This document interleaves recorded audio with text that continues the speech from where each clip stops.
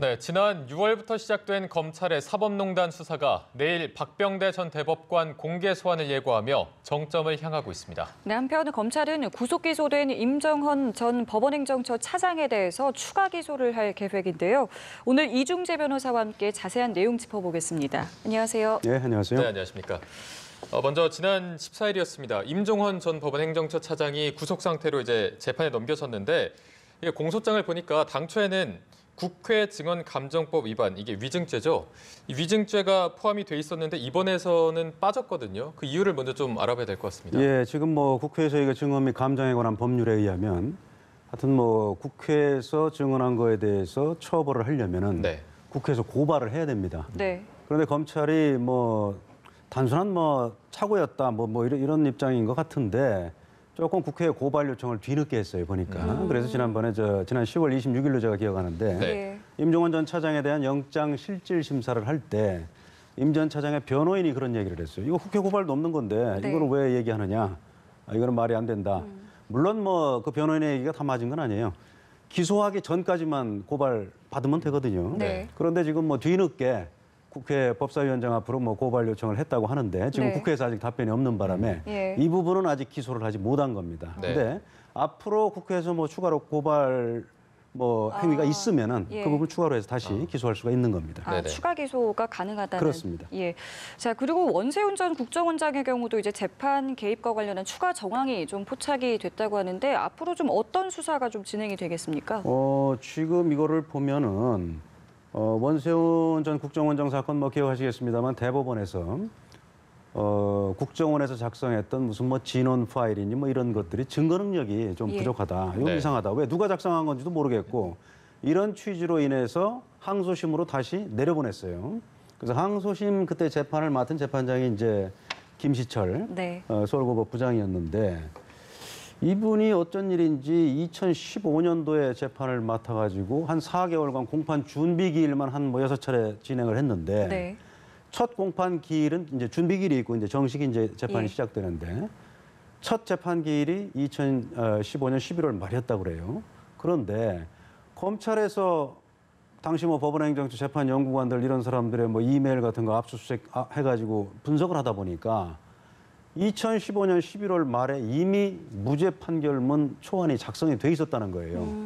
그래서 검찰로서는 이 부분이 이게 또 법원행정처하고 사전 교감에 의해서 원세훈 전 국정원장의 공직선거법 위반 부분을 무죄로 결론을 이미 내리도록 한 것이 아닌가. 예. 이런 의심을 갖고 지금 수사를 하고 있는 거죠. 여기에 대해서 김시철 부장 판사는 지금 13일 기자들한테 자기 입장문을 내서 절대 그런 게 아니다.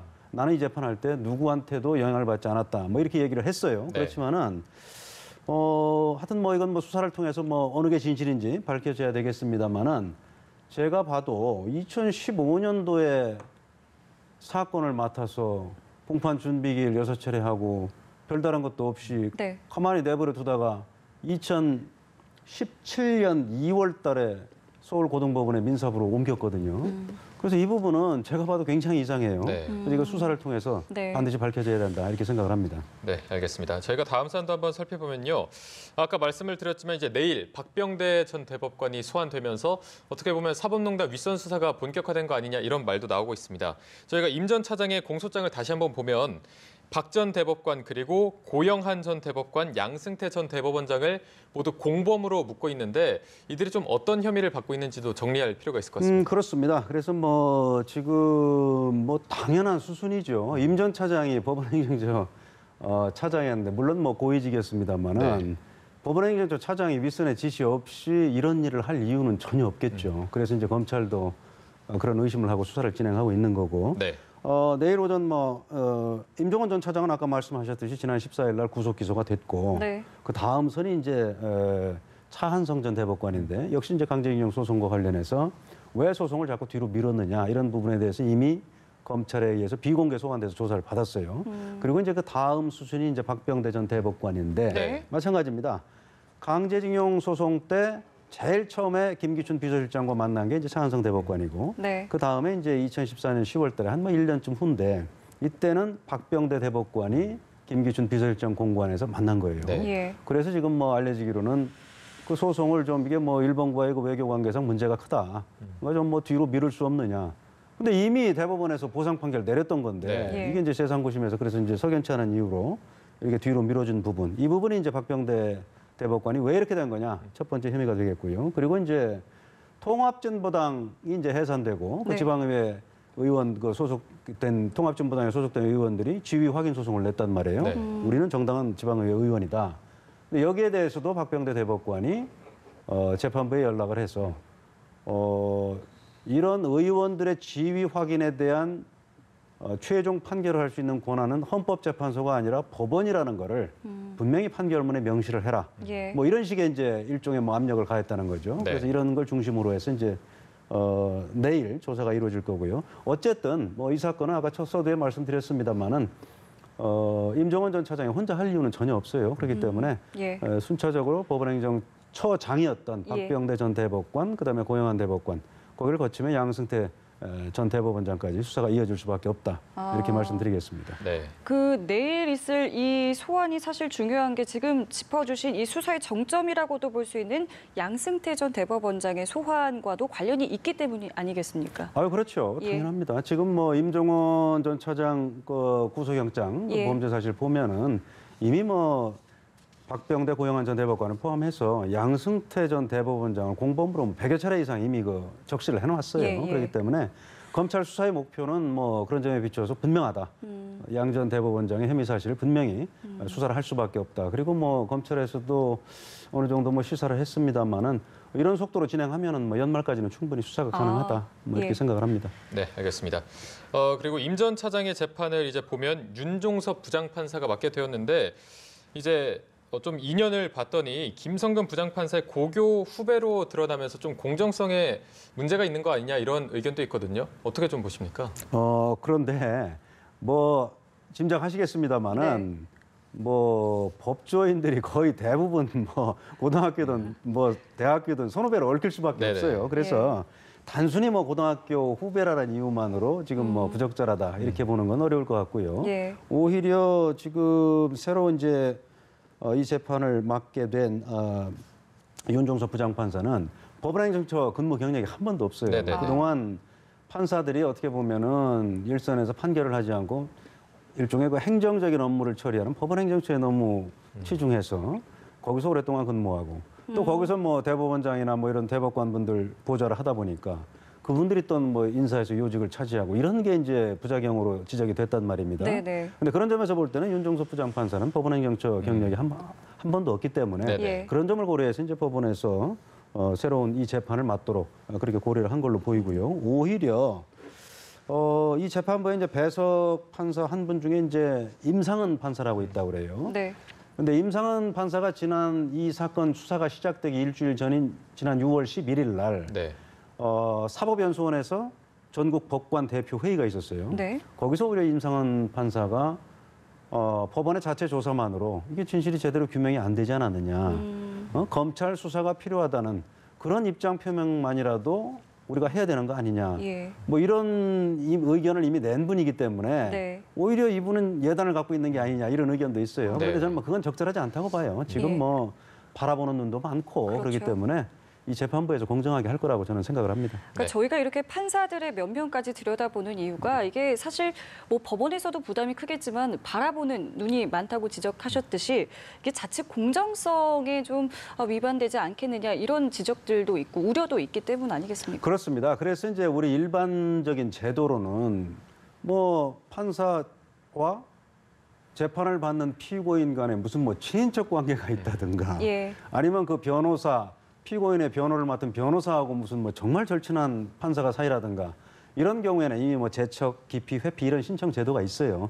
자동으로 뭐 재판에서 배제된다든가 아니면은 판사가 그런 사유를 밝히고 나 좀 애초에 배정할 때 그렇게 될 수 회피를 하겠다 이렇게 할 수가 있어요. 예. 그래서 그런 요건이 그런 요건을 이미 다 걸은 다음에 예. 새로 이런 엄선을 한 경우이기 때문에 뭐 재판 자체는 저는 문제가 없다고 봅니다. 네. 판결의 공정성 얘기가 나와서 좀 다른 사건과 함께 연결지어서 좀 살펴볼까 합니다. 이 사건이 판사로 재직할 당시에 같은 법원의 다른 재판부 사건의 피고인에게서 수백만 원, 약 600만 원 정도의 술 접대를 받은 전직 판사가 이제 무죄 판결을 확정을 받았습니다. 이게 어떻게 보면 제 식구 감싸기 아니냐 이런 좀 발언도 나오고 있는데 사건을 한번 좀 짚어주실까요? 예, 사건 내용을 저도 한번 봤습니다만은 이게 이제 이 변호사가 2013년도에 청주지방법원 판사를 했어요. 네네. 그래서 그때 2013년 7월 달부터 11월 달까지 당시에 이제 조세범 처벌법 위반으로 재판을 받고 있던 피고인으로부터 지금 말씀하셨듯이 9차례에 걸쳐서 술접대를 받았다는 거예요. 네네. 총 뭐 가액으로 치면 630만 원가량. 물론 뭐 자기가 담당한 재판은 아니에요. 그렇지만은 뭐 실제 재판을 맡고 있는 판사가 같은 법원에 근무를 하다 보니까 얼마든지 영향력을 미칠 수가 있다는 네. 말입니다. 실제 뭐 그렇게 해서 유죄 판결을 받은 뭐 판례도 있고요, 예. 과거에. 그래서 이제 검찰에서는 수사를 해서 이거는 뇌물 알선해주기 위한 판사한테 영향력을 충분히 미칠 수 있으니까. 예. 그래서 이제 뇌물수수 혐의로 이제 기소를 했는데 결국 무죄가 난 네. 이런 뭐 사건이 되겠습니다. 그러니까 충분히 이게 재판 청탁으로 좀 볼 수 있는 여지가 있기 때문에 논란이 되고 있는 것 같은데요. 왜 무죄 이제 어떤 부분이 좀 근거가 된 건지 좀 궁금한데요. 지금 보니까 뭐 두 가지예요. 첫 번째로는 그 재판을 받고 있던 피고인하고 뭐 이 지금 기소가 된 전직 판사하고 네. 뭐 술자리도 같이 하고 이렇게 하면서 그때 피고인이 재판에 관한 구체적인 이야기는 하지 않았다. 뭐 이렇게만 지금 보도가 됐고 예. 제가 뭐 재판 기록을 제가 볼 수 없으니까 뭐 이 말이 정확히 무슨 의미인지는 알 수 없겠습니다만은 구체적인 이야기를 하지 않았다면 뭐 일반적인 얘기는 했다는 건지 좀 그 의문이고요. 예. 근데 어쨌든 뭐 사건에 관해서 하여튼 뭐 미주알 고주알 얘기 안 했다. 이게 첫 번째 무죄 이유가 되겠고요. 그 다음에 이제 두 번째로는 당시 그 판사가 이렇게 술자리를 하면서 자기만 나간 게 아니고 뭐 법원 직원들도 때로는 데리고 나가고 또 심지어 이 피고인의 재판을 담당하는 공판 검사까지도 그 자리에 합석을 시켰다는 거예요. 예. 그래서 지금 법원의 논리는 뭐냐면은 오히려 당시 판사가 청탁을 받았다면 그게 외부로 알려지는 걸 꺼려했을 텐데 어떻게 이렇게 많은 사람을 참석을 시키겠느냐. 뭐 좀 이게 상식이 안 맞다. 이런 이유로 이제 무죄를 선고했는데 네. 제가 볼 때는 그게 더 석연치 않은 것 같아요. 이렇게 오히려 정말 뭐 대놓고 판사로서 해서는 안 될 일이죠, 당연히. 이런 네. 걸 한 거를 이런 이유만으로 무죄를 선고했다는 건 조금 저는 뭐 석연치가 않습니다. 네. 석연치 않은 부분이 있는 만큼 이게 어쨌든 무죄가 확정이 됐는데 뭐 다시 판결이 좀 뒤집어지거나 다시 할 수는 없어요. 다시 대법원에서 이미 뭐 판결이 네. 난 거기 예. 때문에 확정이 됐기 때문에. 확정이 된 겁니다. 네, 자, 알겠습니다. 저희 다음 주제로 좀 넘어가 볼 텐데요.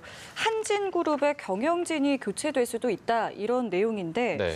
이대주주가 경영 참여를 이제 선고했기 때문이라고 하는데 자세한 내용 좀 짚어주시죠. 예, 지금 이제 한진그룹 하면은 이제 뭐 대한항공, 진에어 이걸 뭐 소유하고 있는 지주회사가 이제 한진칼이라고 해요. 예.